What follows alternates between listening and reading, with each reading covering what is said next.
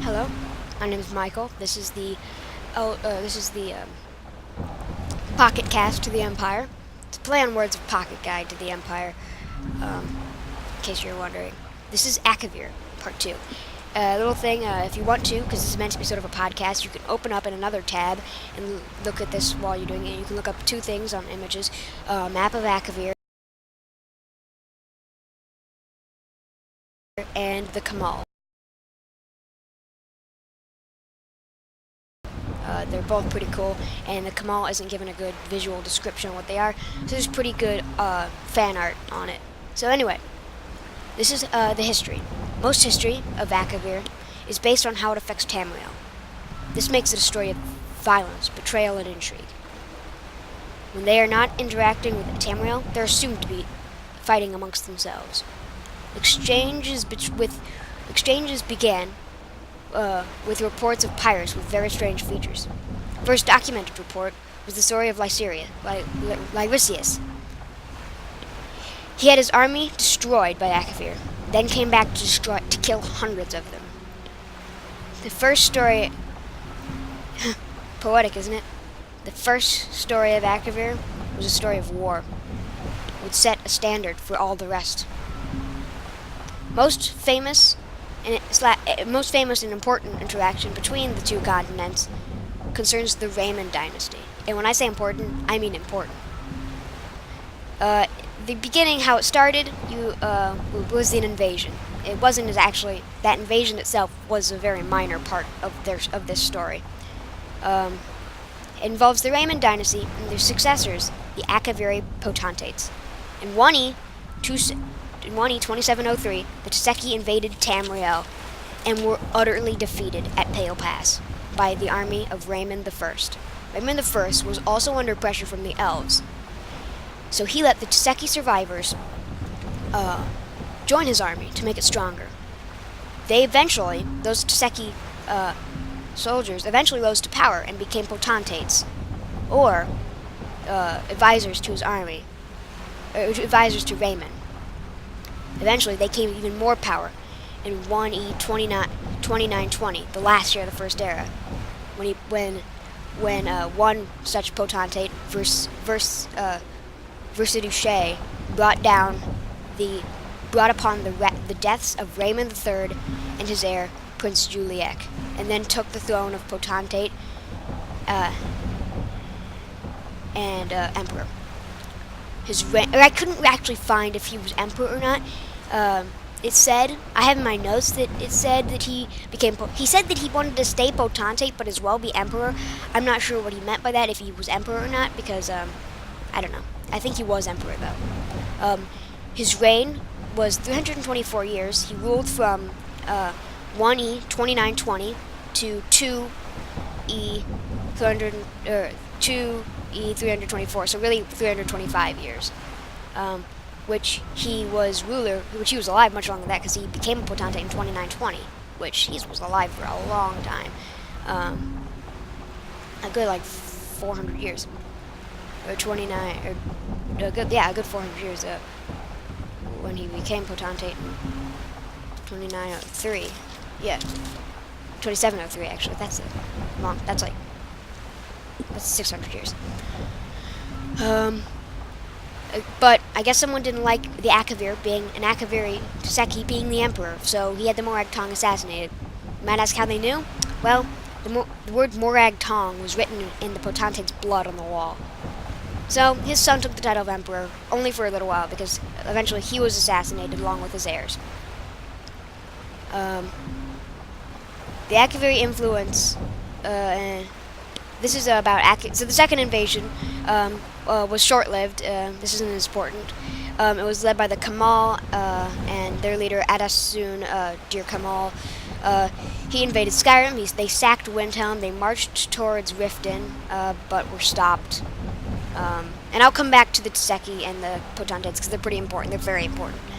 They weren't that bad of leaders. They were amazing leaders and great potentates, great advisors to the Raymonds, except for and even though Versidushe had some cloak and dagger stuff, he was a bad guy, but he was not a bad leader. He was a very good leader.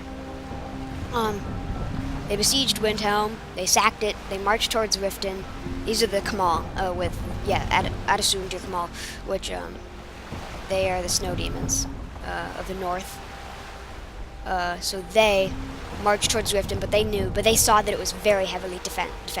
So before getting utterly destroyed like the Seki, they decided to turn towards Morrowind, and the rest is history. They obviously didn't destroy Morrowind; they were stopped there.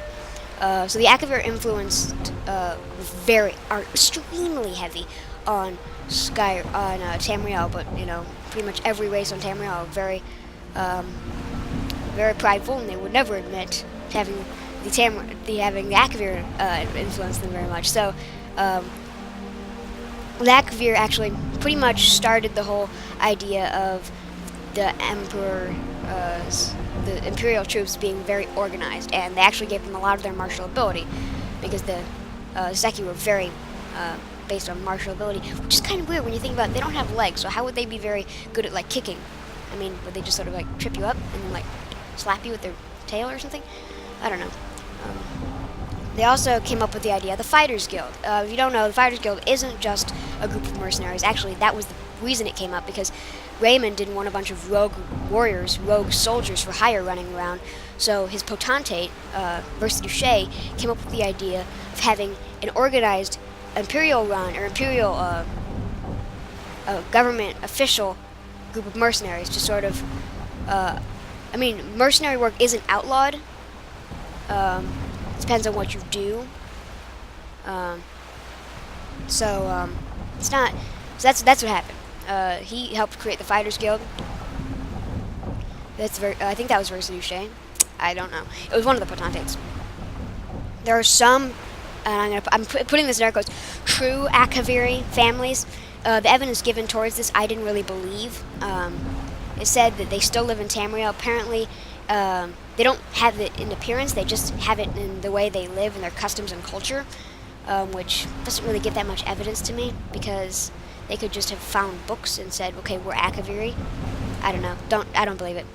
The Akavir that served the Raymond dynasty, that were soldiers, were called the Dragon Guard. You might know where this is going. They were Imperial shock troops, and because, they don't know what's coming when you see a snake person marching across the battlefield. The Dragon Guard were also renowned dragon slayers, and they later became the Blades.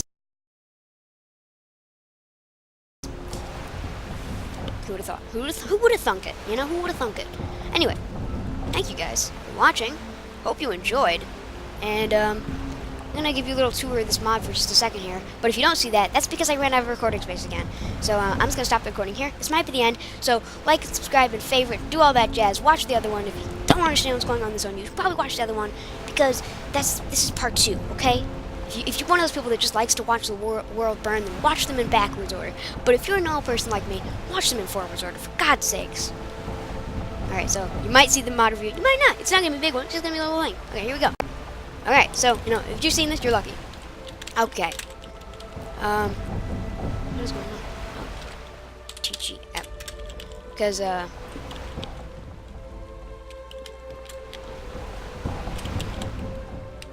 am I not running?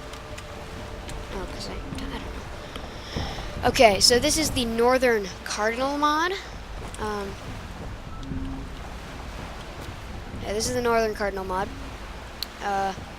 This is the Pirates of Skyrim mod, which is an expansion to the Northern Cardinal.